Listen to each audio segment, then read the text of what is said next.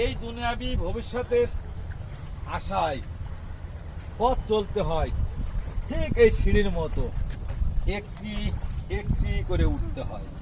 উঠতে উঠতে পথের মাঝে অনেক ক্লান্তি এসে ভর করে।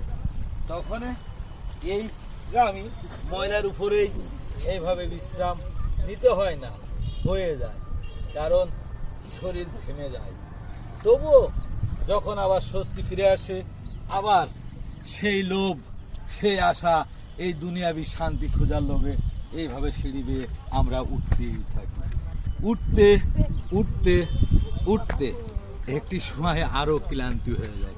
ঠিক এমনভাবে যখন ক্লান্ত হয়ে শেষ এমন করে যায়, মানে শুয়ে আর উঠতে পারে, জীবন থেমে যায়।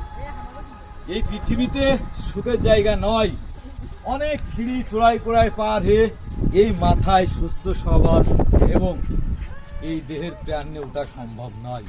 তাই আসুন আমরা সকলে মিলে আল্লাহর দেওয়া যে নির্দেশিত যে পথ, সেই পথ অনুসরণ করে আমাদের সুখের ঠিকানা, সুখের জায়গায় যাওয়ার চেষ্টা করি।